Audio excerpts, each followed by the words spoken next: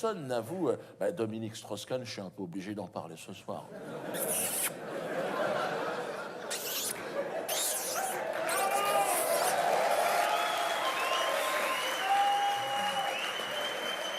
Là, on est en surface. Là, ça devient de l'art.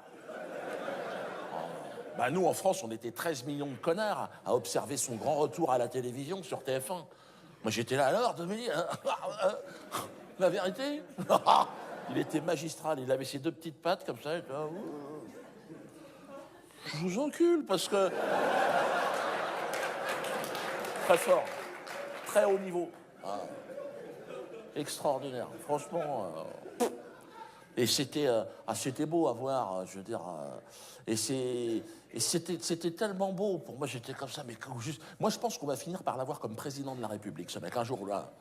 Et c'est l'avantage, si, et quelque part, c'est bien, parce qu'avec lui, bon, terminus, tout le monde descend. Là, je veux dire, là, on aura Polanski à la culture, Marc Dutroux à l'éducation nationale, Madoff au budget. Ferme-la. Mais le problème... Non, le problème de Strauss-Kahn, c'est que c'est un chaud lapin. C'est même plus un lapin, c'est un yéti, le mec. Ses conseillers en communication, il dit « Arrête, tu vas être président, détends-toi ». Il n'y arrivait pas. Le moindre bout de nichon, l'autre... Il a explosé en plein vol. Et quand il s'est fait serrer, putain, il était... Là aussi, les images ont fait le tour du monde. Tu sais, quand il sort du commissariat avec les bracelets dans le dos, mal rasé, on aurait dit un chicanos. Mais dans l'œil, on sent, il a l'agnac, il est là. Chitonique, toi.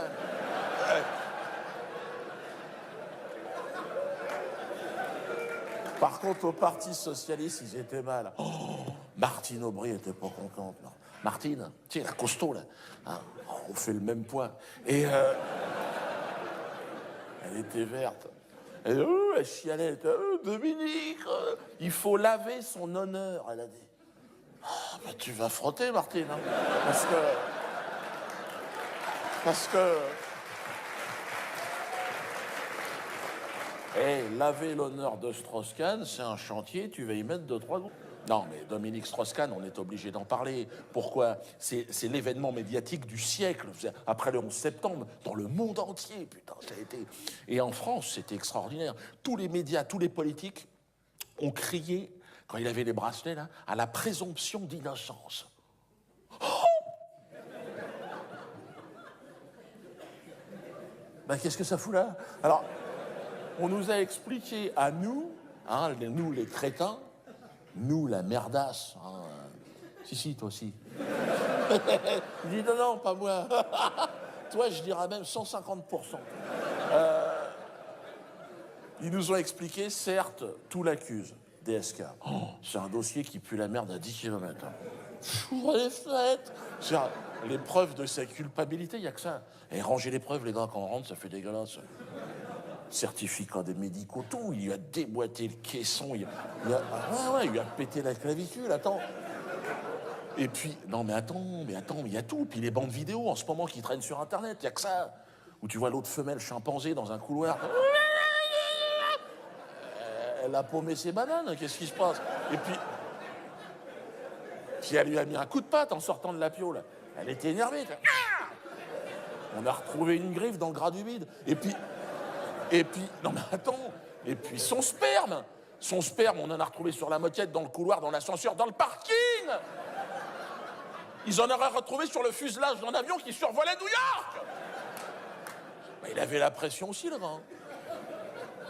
Patron du FMI, je veux dire, il gère pas un kebab à Bobigny, le mec. À un moment donné, il a lâché le tuyau d'arrosage. Sol, plafond, moquette, c'est parti en... Non, mais attends, il aurait jamais dû être chopé, le mec. Parce que c'est Dominique Strauss-Kahn. Je veux dire, il y a eu un dysfonctionnement, c'est pas possible. Mais pourquoi? Parce que Dominique Strauss-Kahn, je suis en train de te dire. Bon, Dominique, tu mets ça à la poubelle. Mais il reste l'essentiel. Strauss... Oh, pardon, monsieur, excusez-moi d'avoir dérangé. Il s'agit quand même d'un milliardaire juif. Je ne parlerai pas de juifs ce soir. Un spectacle sur 2, détends-toi. Mais voilà.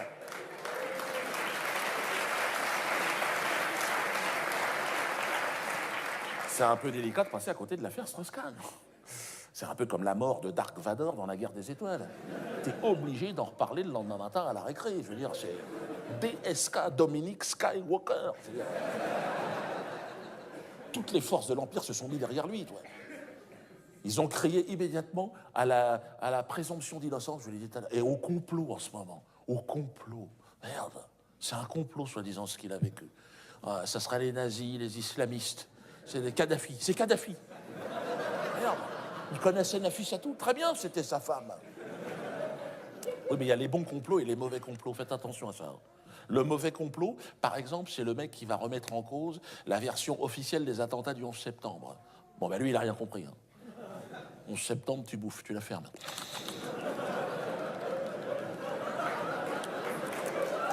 C'est bon, c'est bon. Je peux en avoir une autre part. Tu finis les miettes dans l'assiette. Abdullah, c'est bon. Ça. Ah oui, non, non, non, attention, en France, il y a des lois. Il y a des versions officielles de l'histoire qu'on ne remet pas en cause. C'est comme l'histoire des chambres à gaz. Tu vas pas commencer à dire, on pourrait voir les plans. Chambre à gaz, tu manges et tu la fermes. Non, si. C'est un pique-nique, tu vas jusqu'au bout. Tu plies la nappe, tu ranges ça dans le coffre. Merci, à demain. Et puis, bien sûr, vous avez le bon complot. Dominique Strauss-Kahn est innocent, il est victime d'un complot. Il est accusé de tentative de viol, certes. 3, 4. Mais il faut être prudent. Eh oui, parce que c'est Dominique Strauss-Kahn, les mecs. Tu te rends compte, il était déjà président, le mec. Ils n'ont rien compris quand il s'est fait choper. Je veux dire, mais oui, les élections, c'est pour des gens comme nous, tu sais, c'est une formalité pour faire croire que tu participes au truc. Mais je veux dire, il avait déjà les chaussons brodés à l'Élysée, l'autre, il avait fait changer les moquettes là-bas, parce qu'il a une petite tendance à les dégueulasser assez rapidement. Mais bon. Donc quand il s'est fait soper avec les bracelets, mec, de l'Élysée à Matignon, en passant par la grande synagogue de Jérusalem, rangez vos bites, les copains, jusqu'aux Jeux Olympiques 2012, parce que là, on est dans le collimateur. Et là, c'est Bernard-Henri Lévy qui monte au créneau. Quand il y a un mec de la mafia qui se fait prendre la bite dans le sac, l'autre, il débarque. C'est le nettoyeur en communication. Il nous avait fait le coup avec Polanski. Il arrive sur tous les plateaux télé. Déjà, il a les clés. Alors, dégage. Vous êtes tous virés. Alors, il sort sa clarinette magique. Chaud ananas, chaud abricot. On a beaucoup souffert. Non, mais c'est vrai. Non, mais attends. Bon, on est tous innocents, moi le premier. Bon, attends, moi j'ai toutes les associations israéliennes sur le dos, moi. Toutes, depuis près de 10 ans maintenant, jusqu'à l'Élysée, qui est quand même la plus connue. Bon, qu'est-ce que j'ai fait? J'ai fait des sketchs, moi. Mais mon cas est bien plus grave que celui de Dominique Strauss-Kahn. Bien sûr, lui, il n'y a pas d'arrêté municipal. Quand il arrive, direction TF1, Champagne, il faut dire que sa femme est partie aux États-Unis avec un chéquier comme ça. Elle l'a dit, Dominique, je te laisserai jamais tomber. Mais elle a rincé, crois-moi bien. Elle a fait des chèques, il paraît qu'elle arrive aux États-Unis. Tenez. Mais j'ai rien à voir là-dedans, madame. C'est pas grave. C'est parce que ça fait le mouvement, comme ça, après je repars. Allez. Ben, c'est ça. Ils sont allés faire des chèques en Afrique pour faire pression sur la famille. Toi, ils se sont dit, bon, ils sont arrivés au Bénin, les avocats de Strauss-Kahn. Alors, elle est même pas d'ici, c'est pas grave. Tiens, bouffe, prends du fric dans ta gueule. Et alors, dans la famille de Nafissatou, t'imagines comment ça s'est passé. Dans le petit village perdu au fond de je sais pas quoi. Tiens, c'est toi la grand-mère? Tiens, refais-toi les chicots déjà, parce que... Au final, mais non, mais regarde, Strauss-Kahn, il va revenir dans 15 jours. Ça sera sur France 2 maintenant, bien sûr. Et puis il va nous sortir un bouquin qui va traiter de l'antisémitisme chez les femmes de ménage noires américaines. Il va chialer, ils vont faire un DSK-ton, tu sais, il faudra donner du fric pour l'aider, lui et sa famille. Bien sûr. Au final, violer une femme noire, franchement, violer une femme noire aujourd'hui, c'est bien. C'est bien. Ferme-la à tout jamais. C'est pas un dialogue, là. Bon, alors... C'est ce qu'a dit Jean-François Kahn, au passage, quand son pote s'est fait serrer. Hein. Jean-François Kahn, lui, c'est Kahn. Et Strauss, non, il n'y en a pas. C'est sec, il n'y a pas de sauce avec la viande. Et alors, hein? Il a dit, quand son pote avait les menottes, il a dit, oh, laissez-le, ça va. On lui a dit, oui, mais il a violé des gens. Alors, oh, j'appelle pas ça. Il a parlé, lui, de troussage de bonne. C'est pour excuser DSK. Parce qu'à l'époque des rois, t'avais le droit, plus ou moins, toi. Quand toi, il y a une bonne qui passe, tiens, viens là, toi. Merde. T'as vu, rien dans les mains, rien dans les poches. C'est un tour de magie, dégage. Merci. Bon, c'est le troussage de bonne. Mais si je trousse ta mère, Jean-François Kahn, qu'est-ce qui se passe? Mais non, mais c'est dans le showbiz, c'est ça. C'est comme tuer sa femme à coups de poing, par exemple. C'est regrettable, détends-toi. Mais ça n'est pas forcément disqualifiant quand t'es dans le show business, non? C'est ce qu'a fait Bertrand Cantat. Ben lui, il était invité à Avignon cette année, par exemple. Alors que moi, Avignon, oublie ça à tout jamais. Dans un périmètre de 50 km, par satellite, il est là! J'allais à Marseille, détendez-vous les gars, là. C'est ce que ma femme m'a dit. Elle m'a dit, t'aurais dû me tuer à coups de poing, tu vois. Au moins, tu pourrais faire Avignon. Je lui ai dit, oui, mais tu serais morte. Ah oui, m'a dit. Parce qu'elle est un peu lente. Mais non, ce soir, je suis méchant, je lâche des blazes. Je suis motivé. Polanski, attends, il était ici, d'ailleurs. C'est pareil, reçu au ministère de la Culture. Bon, tu me diras, le ministre, c'est le même. Avec des pétales de fleurs. Normal, non. Il a quand même violé une petite gamine, le mec. Tiens, remets tes couettes, t'es jolie, toi. Tu veux faire du cinéma avec tonton Roman? Tiens, prends un cacheton déjà, fais dodo. Une fois qu'il a roupi, il lui fait faire le tourniquet. On va où, les mecs? T'as vu, même toi, ça te choque. C'est Woody Allen, reçu à l'Élysée, lui, avec les trompettes et le pognon de l'État. L'autre, il a épousé sa fille, le mec. On n'épouse pas son enfant, quand même. Même les koalas hésitent à faire ça. Adoptive, c'est vrai, il est allé acheter ça au Vietnam au moment des soldes. C'est un Américain, c'est un patriote, mais bon, où va le monde? Attendez, d'accord. Bon, moi, je suis un infréquentable, c'est vrai. Tu le sais, toi aussi. De là à devenir un des premiers infréquentables de France, d'Europe, je m'y attendais pas.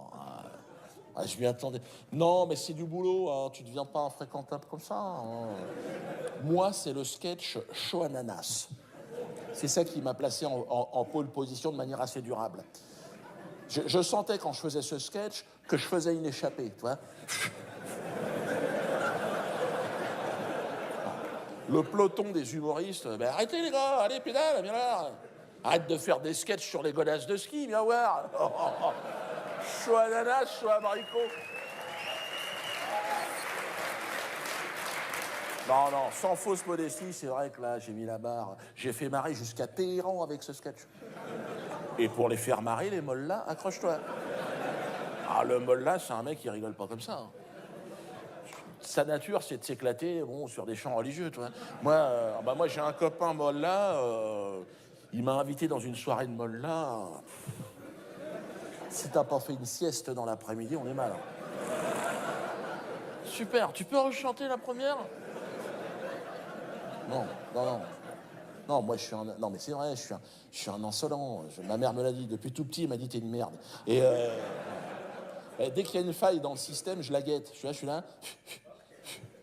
Trop tard. Dans ta gueule, voilà.